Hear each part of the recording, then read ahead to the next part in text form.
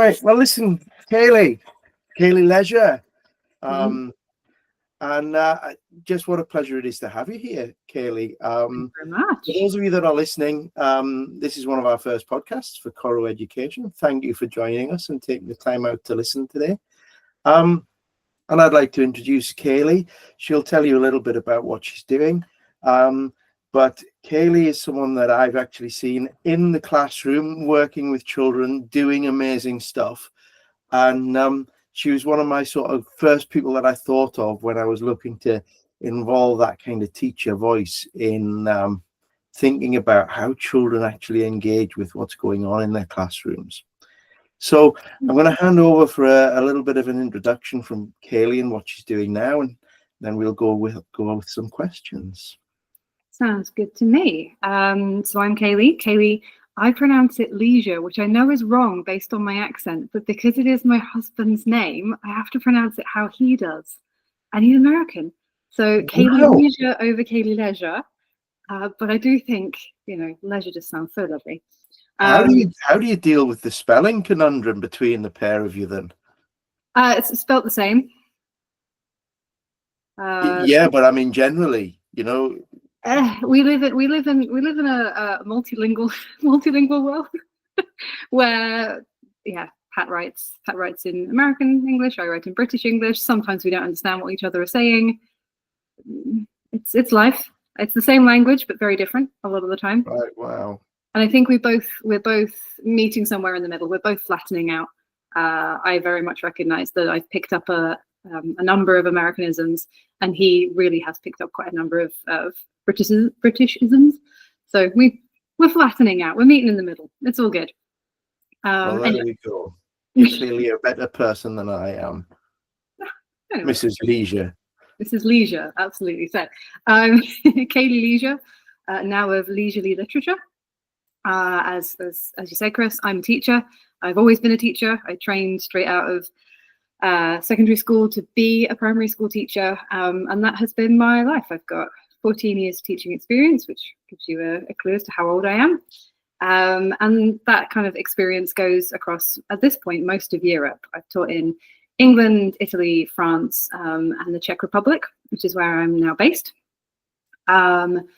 In a number of different schools and settings, international schools, American schools, British schools, and state schools in various countries. So yeah, I've got a decent amount of experience of education in lots of different settings. And this year I have set off on my own to be a educational consultant would probably be the best term for it. I give advice and help to schools, help run projects, mainly around literacy and reading. That's my real niche. It's what I love. And I also work one-to-one with a number of students who have some kind of extra need that isn't being catered for in their setting. So students with extra needs in terms of language development for autism, dyslexia, kids who are just needing a bit of more or a bit of something different. That's what I do right now.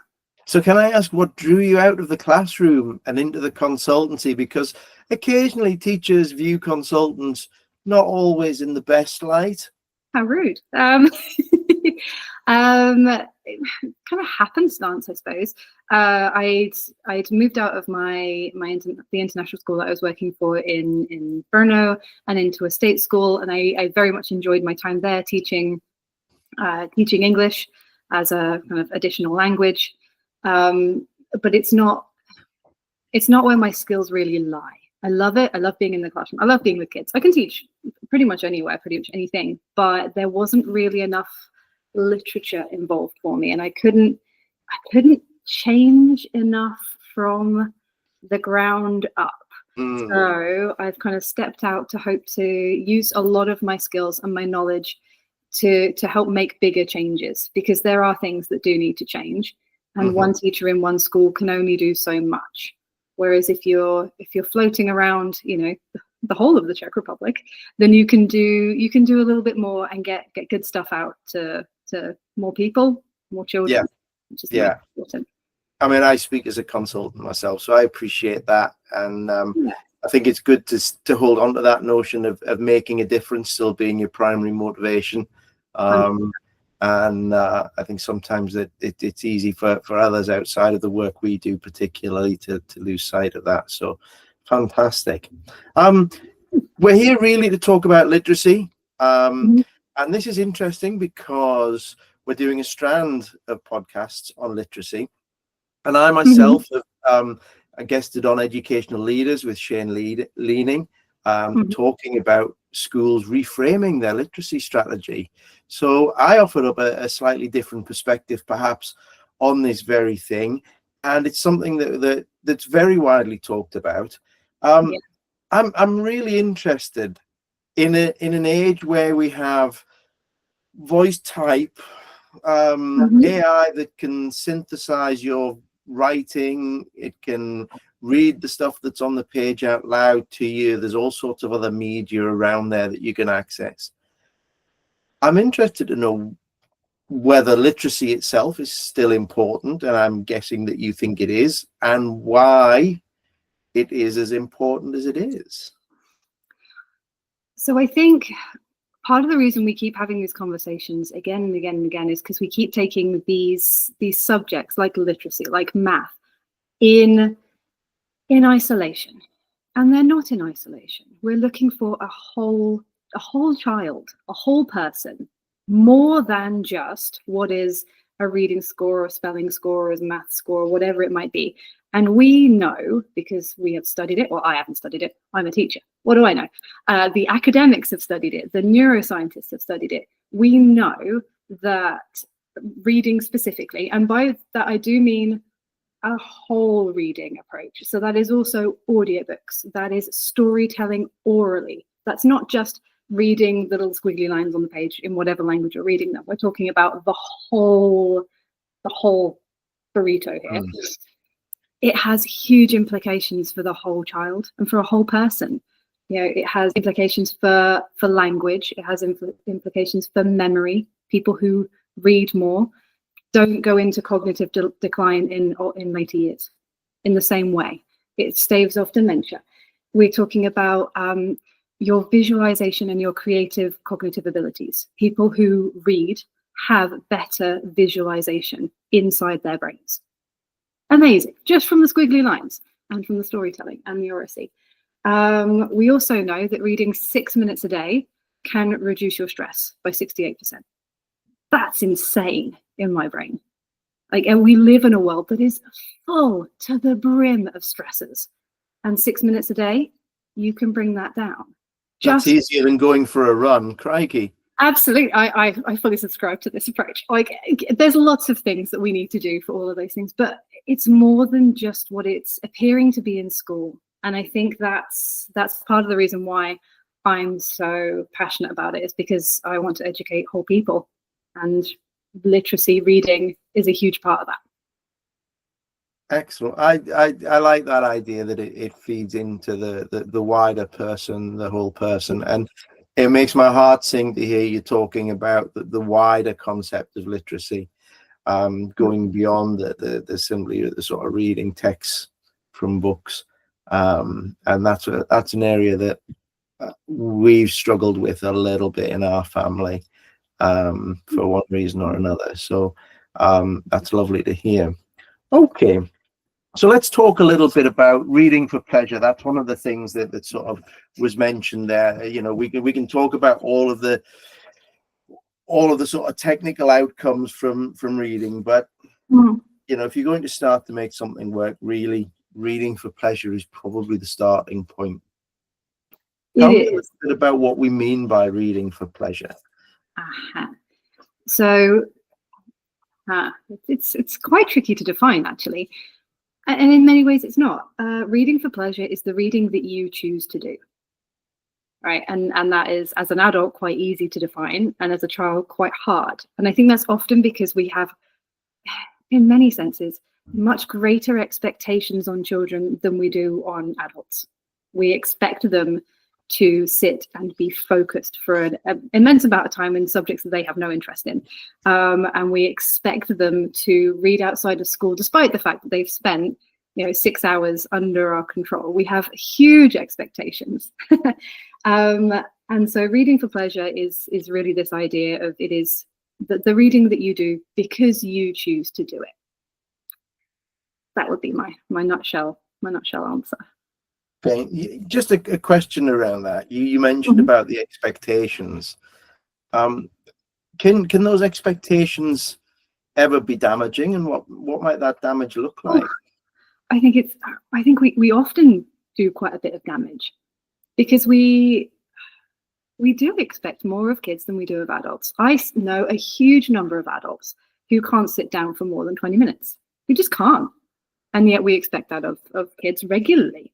And I think that does have massive implications for self-esteem. If you're constantly being, sit down, go to your desk, sit down, that whole thing, that whole traditional sit down, shut up, get on with it, actually, it doesn't work for adults.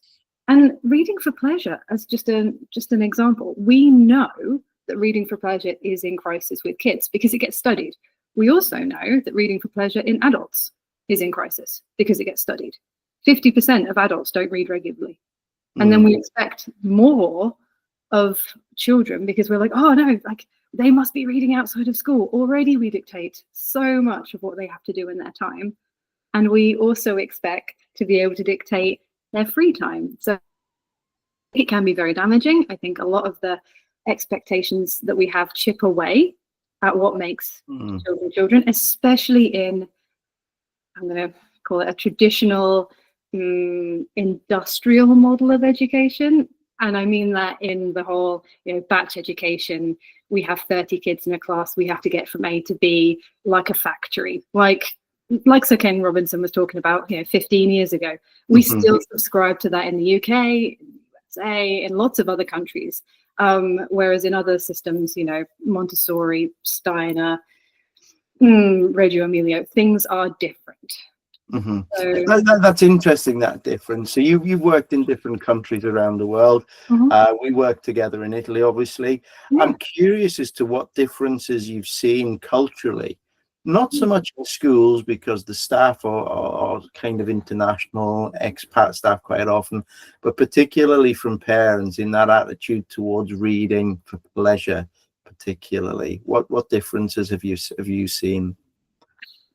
There are some real cultural differences, and I feel like a lot of Anglophone parents that I've met, that I've worked with, have much higher expectations than a lot of other kind of European parents in terms of what their kids are accessing outside of school time.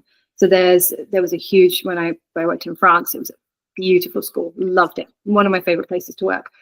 But there was a huge pressure from parents for kids to be reading, a novel a week, if not more, and it's a beautiful thing if you can, if you have the skills, if you have that reading for pleasure right now. And that does change. It changes. It's not a fixed thing.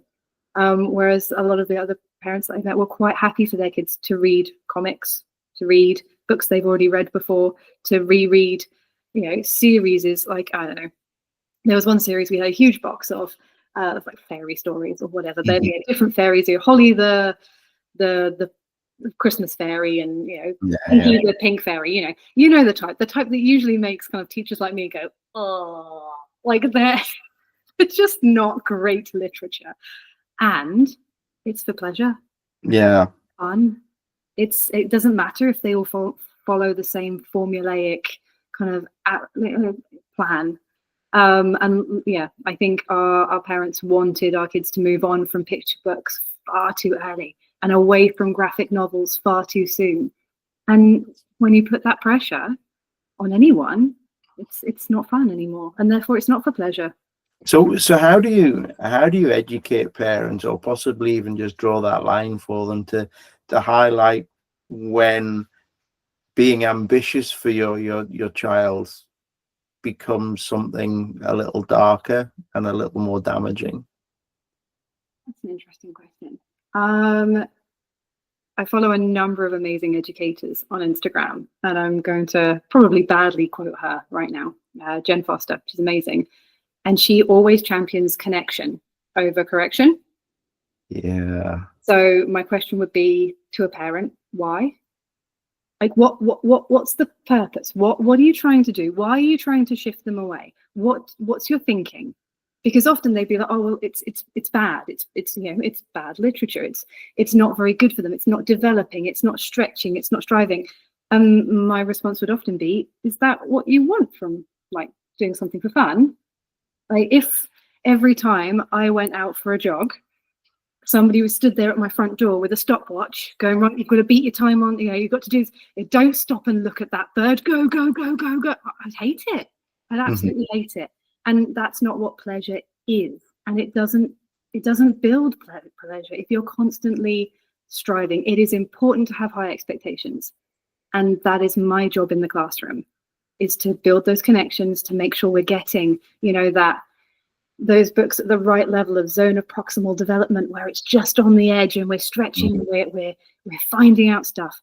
For pleasure is for pleasure, you know. So I think I wouldn't correct, I would connect and ask why. And often it's because they want the right thing. We all want the right thing for kids. That's why we got into this job. Why wouldn't we?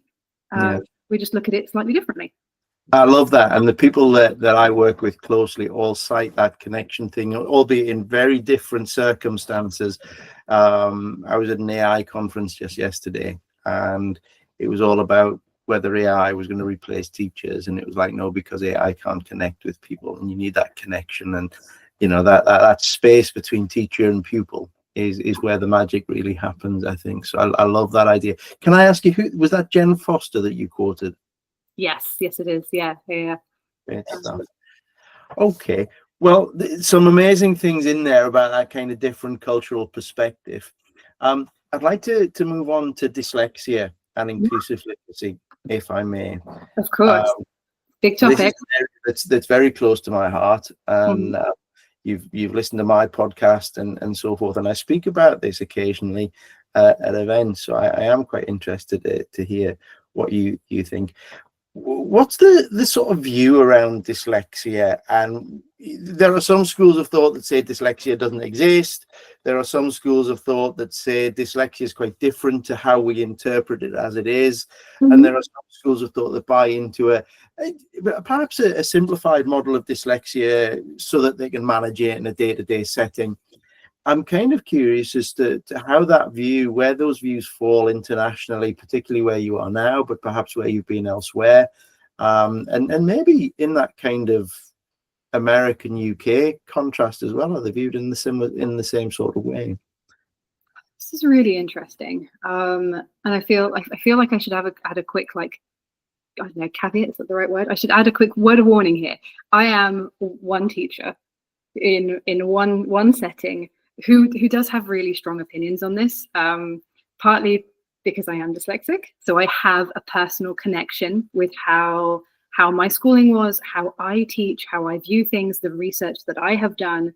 But yes, it is viewed very, very differently in almost every setting that I've been in, you know, even within countries. I think we've now got to the point in research where we do understand that it does exist, but the diagnosis, the definition even of dyslexia needs to be shifted, and needs to be updated. I know that in the UK, when I was at university, the Rose Report came out, and that gave a definition, which I still feel like most schools and schools that are kind of attached to the British system still very much use. And it is a viewpoint around the problem of not being able to read and spell. And that is one facet, that is one symptom, but that is not what it is. That's like saying a cold is having a runny nose. That's not really what it is. A cold is it's to do with the virus that kind of inhibits you. Not saying that dyslexia is a virus, definitely not saying that. Also not saying that it's a problem. It is a way of processing the world. It is neurological in origin, and it develops differently in different people and has different kind of factors and areas where you see it. You often see dyslexia in English in reading and spelling, but you see it in working memory in every language. There are, and you see it in math, because it is to do with the way that we're processing information. And I think some of the things that are coming out now are fascinating. In the Czech Republic right now, at the university in Brno, Masaryk University, they are using AI to track eye movement of dyslexic students who read. There's a very cool set of people who are looking at that. And it's hugely, hugely important, because for a number of years, there's been like connections with eyesight and headaches and overlays, because we know that changes how we process the information. And finally, we're getting the technology which says, people who have dyslexia, their eyes don't process the information on the page in the same way as people who don't fall into that risk category.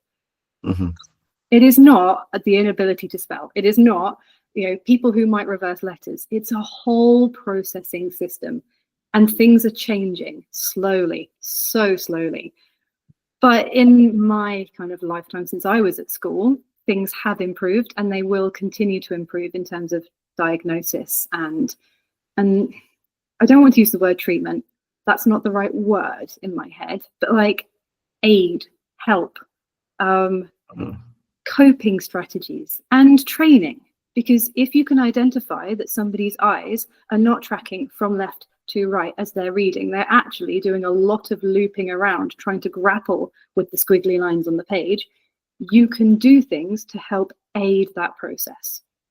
Maybe not in school. We might actually need to reach out to some of the other supports that we have out there, but we can do things and we can help, and that's amazing. I'm going to ask you a controversial question here, and we may not come to an agreement on the response. With other forms of physical challenge that people face in the world, in the UK, we're obliged to put in disabled access to buildings, for example. Under the Disability Discrimination Act, you can't actively prohibit people from entering your building, or you've got to have disabled toilets, those kind of things. Access to things like Braille, that sort of thing. And make those relevant accommodations. I'm quite interested as to why our solution around dyslexia is to try and get dyslexic kids to read, because that's the predominant mindset in schools, and possibly as parents as well. We want them to be making that reading process. And I'm kind of curious as to why we persist with that approach rather than trying to adapt the world to meet those children where they are and allow them to access information in a fashion that works for them. And I'm interested to know where your perspective lies on that. Is it just a reality that we live in a literate world that we've got to address? Or should we be trying to do something a little bit bigger and maybe change that world for those people that struggle to access the framework that we've set up as literate people? It's an interesting question. I'm not sure whether we're going to agree, but I'll dive in. I think the difference there between introducing a ramp for somebody in a wheelchair and teaching, and persisting with teaching somebody to read who is finding that really hard is slightly different. Because in my head, teaching somebody to read is like giving somebody physical therapy. We're not going to give physical therapy to somebody who doesn't need it, who ultimately won't be able to do something that we're asking them to do, but we're trying to help them to be better at what they're struggling with. And I think often the way that I'm going to call it physical therapy, the way that intervention is put in place can be quite damaging to somebody's self-esteem. Because if we are constantly focusing on what they can't do, then of course they're going to feel like they can't do anything. And this is where I step back and I come back to this. We need to think about the whole person. I think we often, in an attempt to give very quick help, because we know that early intervention can do great things, we often don't look at the whole child and look at the fact that they aren't ready, and that we're asking them to do things that are too hard. And when we constantly ask somebody to do something that is out of their reach or feels out of their reach, without discussing, without talking, because you can talk to a 4-year-old, like you can talk to a 5-year-old. You need to communicate and explain what you're doing and why, and make it fun and make it accessible, because that is the help that you can give. So I think there is a difference, but I think the problem is that we are so deeply rooted in a system which values achievement, and I'm going to say it, data, and has these goals that have been, to some extent, arbitrarily drawn in certain year groups, that we get into this almost arms race towards getting there. You've got to have the next one, the next thing, the next sound, the next. Why? Who are we serving here? We're serving kids. We are also making sure that we are, partnering with parents and the government, but we are here to help children to do the best they can. And because of that, we need to meet them where they are, and we need to give them the help that they need. This would be my answer, Chris. I don't know whether you agree with me. I'm totally on board with that. Totally on board with that. And I think that the eye roll that we got when you mentioned data there, that was fine. A big part of what I do with data is trying to make it focus on the individuals and take it away from that kind of goal setting process. I'm not sure that anything like that's necessarily that healthy. No, and I think you're right. I think the way that we should look at data shouldn't be from the top down, SLT, you've only got these numbers and these children are in the red. I remember being told these children are in the red. They haven't made their one sub-level of progress for this half term. Jesus, somebody's pet died 2 weeks ago. That's much more important. And it's lost. Yeah, for sure. Well, that segues quite nicely into the idea of assessments around literacy and so forth. And I'm interested to know what your perspective is on that, because when you look at some of the assessments that are out there, they're built on a fairly traditional, arguably old-fashioned model of what literacy is, decoding and comprehension, the simple view of literacy. And I'm kind of curious to know, one, what your view on those assessments are, and two, what you would recommend if you were going to sort of go into a school and introduce a program of assessment, whether that was a standardized assessment or something. What would you do to try and assess those literacy levels of individuals within a school? So this is really interesting, because I have worked in different places with different kind of expectations around assessment. So I hate to say it, but I do feel like a baseline assessment on decoding and comprehension in a very basic way is it's a very quick and can be quite efficient way of getting a broad overview of what's going on in your room. And if you've got 32 kids, that's what you need at the get-go. You need that to say, okay, well, if they're decoding here, but their comprehension is here, and there's a very big difference, that to me flags, oh, we've got something going on here. Because quite often decoding can be quite low and comprehension can be quite high in a dyslexic reader, which is a bizarre profile to look at, but it happens regularly in my experience. So that's helpful. I find just having a broad overview of, these are my kind of lowest decoders, and what is it that they're finding, what is it that they're struggling with.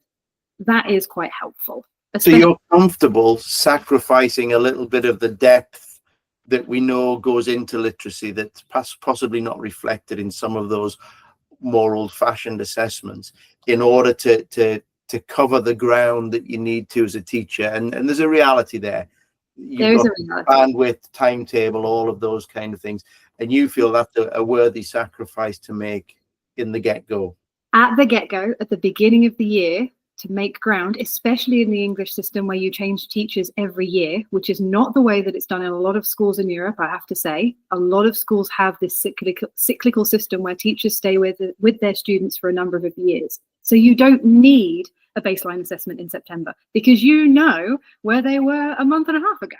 So I would, yeah, I think it's useful. I think it's helpful. It has helped me because it has identified very quickly, kind of from the get-go. And if it's done right, it doesn't do very much damage. Like a quick assessment doesn't do anything long-term to damage somebody's self-esteem, to make them feel like all I do is test and I don't teach. And I think there is one of the colleagues we used to work with, Chris, said, you've got so much of the weighing of the pig you can do before you have to fatten the pig. There's so much assessment that you can do before you have to teach. It's stuck with me as one of these things. Am I weighing the pig or am I feeding the pig? Don't know if you remember saying that to me. So yeah, I think there are some assessments that are helpful and that are useful. And I think the most interesting and important is to talk to my students. I sit down with each one of them, no matter how many I've got in the classroom, and I talk to them about how they view themselves as readers, what they read that they actually liked. And quite often, my kids with low decoding will say, well, they've never read anything because they've never liked anything. And that goes back to, we know, I think it's Van Bergen, I believe, has done studies that say that you have to have the skills in order to have the enjoyment. It goes that way around with reading. You need the skills in order to enjoy. And if you don't have the skills, you don't enjoy it. It makes complete sense to me. And so that is where the hard work and the time and the effort and knowing your kids and building a rapport and knowing your literature really helps. The biggest improvement that we ever made in one of my teams is that every week we would take home a children's book and we would read it. It could be a picture book, it could be, a graphic novel, whatever it was. When we went to the library with our kids, we took out a book and we read it. And then by Christmas, I had however many, 12 books, in addition to the ones that I already knew, that I had read recently that I could recommend. And I start making those connections. Fred, you've just finished this. I read Captain Underpants. I think you'd really like that. Or didn't love Diary of a Wimpy Kid, but I did like, blah, blah, blah. And you've got a common ground. And that is where your empathy is being built in and your common experience and your shared classroom kind of culture comes in. That is, I've forgotten your question now because I've been rambling. But that is where the real meat is. That's where your fattening of the pig happens. And there's that word again, connection. Yeah, absolutely fundamental. Well, we're coming towards the end of the podcast now, and I'd really like to know, what gives you hope now in the world of literacy education and specifically working with dyslexic students, and then where maybe listeners can go to get more involved or upskill or learn more about inclusive reading practices, either for themselves as teachers or for themselves as parents? Two very good questions.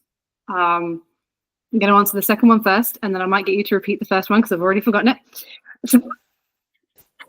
So, where can people go to get help? There's so much being spoken about all the time. There are podcasts and podcasts and podcasts, but I think one of the best places you can go is literally typing in reading for pleasure and going to the association for it, because they have lists, they have conferences, they have help, they have spaces for parents, they have all sorts of stuff.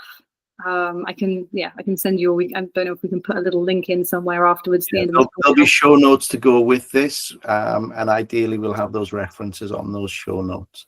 Go in there. And yeah, for parents, for teachers, the biggest thing you can do is just pick up a book, pick up a kid's book, any kid's book, read it, and then maybe try another one and read it with your child. And if they don't like it, don't force them to do it. Don't ever force a child to do it they don't like.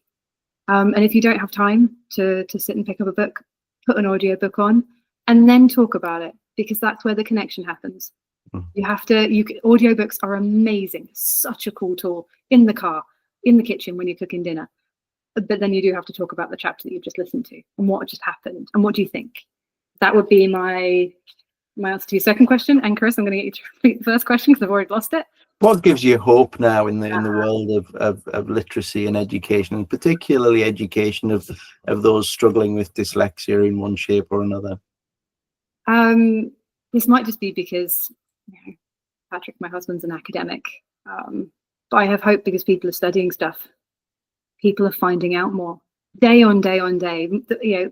Between the 14 years since I graduated university and now, so much has happened. So much research is being built.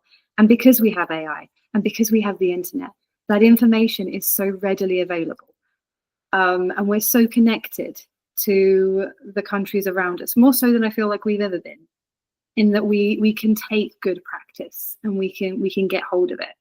And so that gives me a huge amount of hope that things are changing and will change, and it will be backed by research rather than put in place by people who don't know anything about education.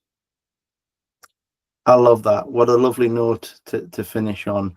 And really looking forward to putting this podcast out in the literacy stream that we've got. I'll be in the next episode. I'll be catching up with Joe Elliott, controversial literacy expert from Durham University, and it would be interesting to see how his opinions and yours either dovetail or clash. Yeah, it could be very interesting, very different. Yeah, like I say, I'm not a researcher. I'm not an academic. I'm a teacher in the classroom. So it'd be really interesting to see. Yeah. I suspect you and Joe have got more common ground than you realise. I hope so. Well, listen, Kaylee, thanks so much for your time today. Real pleasure listening to you. Those pearls of wisdom, fabulous. And as a father of a dyslexic child, I've learned a lot today, and it's reinforced some of those good ideas that have been passed on to me elsewhere as well. So thank you so much. No, thank you for having me. It's been really fun. Good. Thank you.